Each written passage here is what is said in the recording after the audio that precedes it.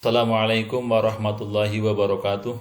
Alhamdulillahirabbil alamin wassalatu wassalamu ala asrofil mursalin wa ala alihi wa ashabi ajmain amma ba'du.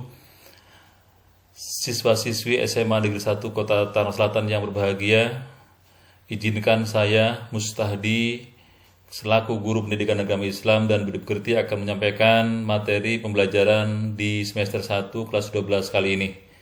Mohon anak-anak bisa menyimak dan memperhatikan agar tidak tertinggal materi di kelas 12 semester 1 ini. Ada 4 pokok bahasan yang akan saya sampaikan di semester 1 ini. Yang pertama adalah materi tentang berpikir kritis dan bersikap demokratis. Tujuan daripada materi ini adalah siswa mampu menganalisis makna Quran Surat Al-Imran ayat 190 sampai dengan 191, yaitu ayat yang berkaitan dengan berpikir kritis. Yang kedua, Quran Surat Al-Imran ayat 159, yaitu ayat yang berkaitan dengan bersikap demokratis. Yang ketiga adalah hadis yang berkaitan dengan berpikir kritis dan bersikap demokratis. Jadi tujuannya adalah siswa mampu menganalisis makna Quran Surat Al-Imran 190-191, Quran Surat Al-Imran 159, dan hadis-hadis yang berkaitan dengan berpikir kritis dan bersikap demokratis. Teknis pembelajarannya yang pertama adalah membaca dengan lancar. Jadi membaca ayat-ayat Al-Quran dengan lancar sesuai dengan makharijul huruf, sesuai dengan tajwidnya. Bagi yang masih terbata-bata, terus belajar, insya Allah akan lancar. Dan bagi yang sudah lancar, terus baca terus supaya lancar terus. Nah, target akhir daripada materi ini adalah siswa mampu berpikir kritis dan bersikap demokratis. Ini target akhirnya adalah siswa mampu berpikir kritis dan bersikap demokratis dengan cara menganalisis dan sebagainya, maka paham, lalu kalau paham kemudian berpikir kritis dan bersikap demokratis. Nah, sementara tagihan akhir setelah belajar, tagihan akhir adalah hafal ayat dan hadis tentang berpikir kritis dan bersikap demokratis, yaitu minimal Quran Surat Al-Imran ayat 190-191, Quran Surat Al-Imran ayat 159, dan hadis terkait dengan berpikir kritis dan bersikap demokratis. Ini materi yang pertama. Materi yang kedua adalah beriman pada hari akhir. Tujuan materi yang kedua ini atau beriman pada hari akhir ini adalah siswa mampu menganalisis makna iman pada hari akhir, mengaitkannya dengan kehidupan sehari-hari. Jadi yang pertama adalah memahami dulu makna iman pada hari akhir.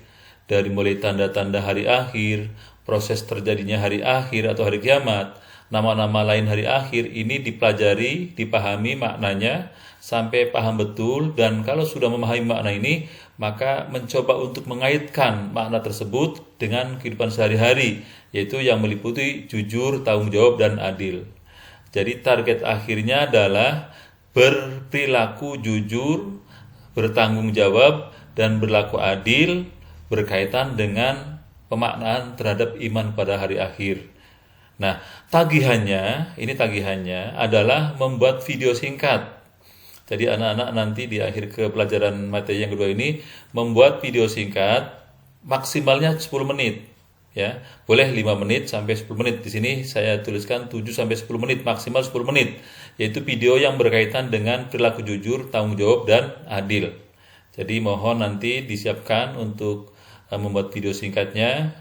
Tentu saja yang pertama adalah membuat skenarionya sampai kemudian melakukan syuting tentang video yang dimana di dalam video itu diceritakan perilaku jujur, tanggung jawab, dan adil. Ini materi yang kedua yang nanti akan disampaikan di semester 1 ini.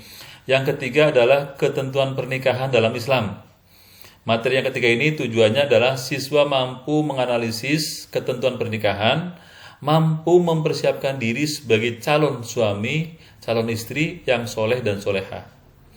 Nah, proses pembelajarannya adalah memahami betul tentang syarat pernikahan, rukun pernikahan, apa itu mahram, apa itu kewajiban suami, apa itu kewajiban istri, sampai terakhir adalah pelajaran tentang talak atau perceraian.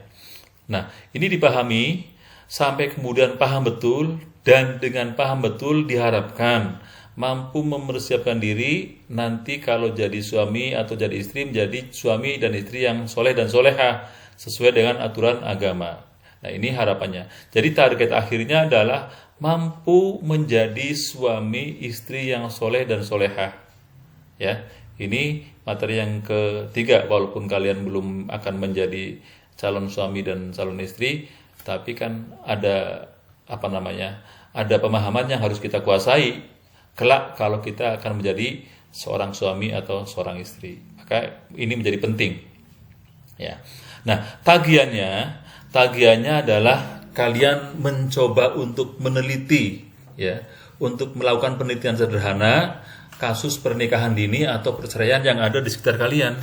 Jadi kalian lihat nanti di sekitar kalian, mungkin lingkupnya RT, RW, atau mungkin kecamatan, ya, kelurahan. Di sana ada enggak kasus pernikahan dini? Ada enggak perceraian? Nah, sampai ketemu kalian. Jadi kalian melakukan penelitian tentang pernikahan dini dan perceraian. Lalu setelah melakukan penelitian, kalian bisa mendata sampai pada dampak positif dan negatif daripada pernikahan dini dan perceraian. Nah, laporan itu nanti kalian sampaikan ke saya dan menjadi portofolio. Tapi tujuan akhir bukan laporan, tujuan akhirnya adalah kalian mempersiapkan diri sebagai calon suami atau calon istri yang soleh dan soleha. Karena kita tentu saja ingin membentuk keluarga yang sakinah, mawaddah warahmah. Itu materi yang ketiga. Materi yang keempat adalah strategi perkembangan Islam di Indonesia. Ya. Materi ini disampaikan dengan tujuan siswa mampu menganalisis strategi dan perkembangan dakwah Islam di Indonesia. Dari mulai masuknya Islam ke Indonesia, kemudian cara berdakwahnya seperti apa, sampai kemudian perluasannya dari mana masuk Islam. Dari mulai Sumatera mungkin, Jawa, Kalimantan, Sulawesi, Maluku, sampai ke Papua sana. Itu cara masuknya seperti apa, cara berdakwah seperti apa, itu bicara tentang strategi dan perkembangan dakwah Islam di Indonesia. Setelah memahami tadi, menganalisis tadi, maka kalian dicoba untuk membuat satu desain atau skenario mempersiapkan diri sebagai dai masa depan. Ya, jadi ingat bahwa kita semuanya adalah dai yang tugasnya mengajak orang untuk berbuat baik.